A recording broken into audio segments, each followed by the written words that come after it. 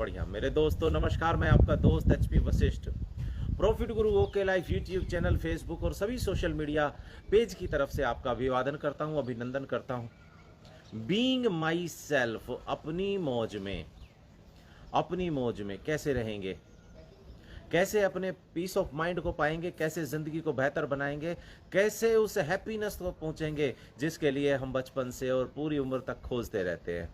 जी हाँ मेरे दोस्तों, परमेश्वर की बड़ी कृपा कि वो परमानेंट, जिसे कहते हैं सरल भक्ति, जिसे कहते हैं हैप्पीनेस, वो परमेश्वर ने कृपा की मेरे ऊपर और वो सब चीज़ें बताई जिससे एक परमानेंट हैप्पीनेस व्यक्ति को मिल सकती है।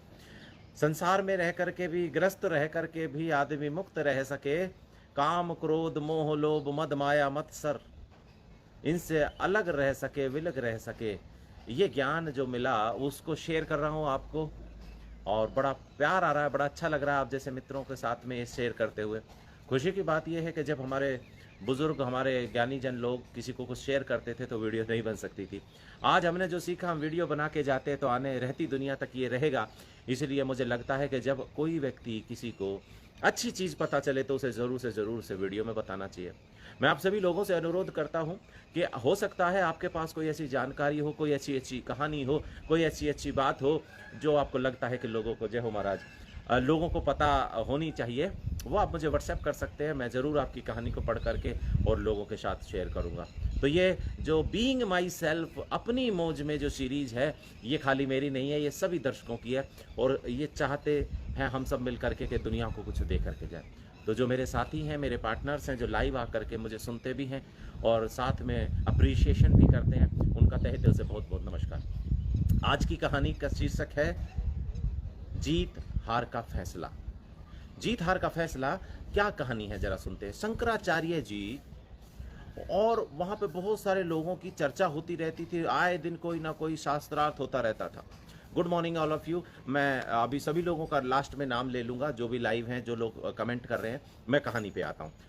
तो हार जीत का फैसला जो कहानी है, इसके अंदर जो शंकराचार्य जी थे, उनके साथ में बहुत सारे लोग जो है शास्त्रार्थ करने आते थे और हार और जीत का फैसला होता रहता था। शंकराचार्य जी की पत्नी भी बड़ी विदुषी थी, विद्वान थी और वो चर्चाएं सुनती रहती थी। उन्होंने पूरे जीवन सुना और बहुत कुछ ज्ञान अर्जित कर लिया। तो एक दिन शंकराचार्य जी के साथ में मंडल मिश्र जी थे, वो शास्त्रार्थ करने के लिए आ गए और वो पूरी चर्चा चलती रही। उसी समय उन्होंने साग बनाने के लिए चढ़ाया हुआ था चूल्हे पे, तो वो 2 मिनट के लिए उसे देखने के लिए चली जाती हैं, सब्जी वब्जी बना के वापस आती हैं और फिर कहती हैं मंडल मिश्र जी और सभी लोग कि जी हमारा शास्त्रार्थ खत्म हो गया, क्या आप बता सकेंगे कौन विजयी रहा, क्योंकि उस दिन उन्होंने उनको जज बना रखा था। तो अब कैसे करें, वो तो बीच में चली गई। लेकिन उन्होंने जैसे ही देखा तो उन्होंने अपने पति शंकराचार्य जी की तरफ देख करके कहा कि ये हार गए हैं और मंडल मिश्र जी जीत गए हैं। ये देखते हुए उन्होंने बड़ा आश्चर्य हुआ कि वो खाना बनाने के लिए गई और आकर के उन्होंने साफ साफ कह दिया कि उनके पति हार गए हैं। ये कैसे हुआ? शास्त्रार्थ तो उन्होंने बीच में देखा भी नहीं और उसके बाद आकर के अपने पति को ही हारा हुआ साबित कर दिया। ये कैसे हुआ? तो उन्होंने कहा, हे विदुषी, आपके निर्णय में किसी भी प्रकार की त्रुटि हमें तो नजर नहीं आती, परंतु आपको ये कैसे पता चला कि ये हार गए हैं, ये जीत गया है? तो उन्होंने बड़े विनम्र स्वभाव से कहा कि किसी भी व्यक्ति के हार या जीत का फैसला शास्त्रार्थ से नहीं होता है।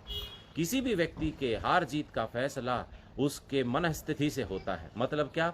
जब आप किसी से बहस कर रहे हो, बात कर रहे हो, चर्चा कर रहे हो और जीत हार की कोई शास्त्रार्थ चल रहा है, या किसी को आप प्लान दिखाने गए हो, किसी अपने परिवार में किसी से बात हो रही है, भले ही आप जीत जाएं, लेकिन आप अंदर देखिए कि आप उस समय उद्विग्न हो चुके हैं क्या?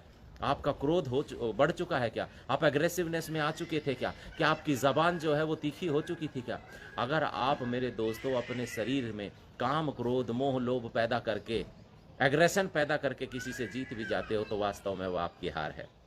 समझ में आया आज की कहानी का? तो बहुत सारे लोग क्या करते हैं, अपने आप को जिताने के लिए बहस में पड़ जाते हैं, अपने आप को जिताने के लिए चर्चाओं में पढ़ के एग्रेसिव हो जाते हैं, क्रोधित भी हो जाते हैं, गालियां भी देने लग जाते हैं और हो सकता है सामने वाला उसके क्रोध से डर करके चुप हो जाए और आप अपने आप को जीता हुआ महसूस करें। ऐसा नहीं होता है मेरे दोस्तों। आपकी जीत हुई कि आपकी हार हुई, आप ये देख लेना कि आपके मन में उद्विग्न पैदा हुआ कि नहीं हुआ, क्रोध पैदा हुआ कि नहीं हुआ। अगर क्रोध पैदा नहीं हुआ, भले ही आप शास्त्रार्थ में हार गए, लेकिन आपकी मन शांत है, आपकी बुद्धि शांत है, आपके चेहरे पे हैप्पीनेस है, और आपने सहस्र उस शास्त्रार्थ के अंदर सामने वाले को जिता करके भी मुस्कुराते रहे, और सामने वाला अहंकार में भर गया, क्रोध में भर गया और शोर मचा रहा है, तो आप समझ लीजिए वो भले ही शास्त्रार्थ में जीत गया, भले ही जीवन में नहीं जीता है। ये जो मैं आपसे शेयर कर रहा हूं, इसके ऊपर भी एक मैं बात बता रहा हूं, ध्यान रखना। कभी भी जब भी आपको लगे कि आप जीत रहे हो कि हार रहे हो, बहुत सारे लोग कहते हैं कि क्या आप हमारी फ्यूचर बता सकते हो, मेरे को मैसेज भेजते रहते हैं, तो मैं उनसे 2-4 चीज़ें पूछता हूँ, और उसके बाद में मैं उनको बता देता हूँ कि वो कामयाब होने वाले हैं या फेल होने वाले। जी हाँ, तो कैसे बता देता हूँ वो मैं बताता हूँ। देखिए, सबसे पहली चीज़ तो हम इनसे ये पूछ लेते हैं कि वो उनका एज क्या है, हाइट क्या है, सॉरी हाइट एज क्या है, वो कौन सी में पढ़ते हैं, कितनी उम्र है उनकी, फैमिली में कौन क्या क्या करता है, आपके 5 दोस्त कौन कौन है, वो क्या करते हैं। ये करने से पता लग जाता है कि आदमी सफल होने वाला है कि असफल होने वाला है।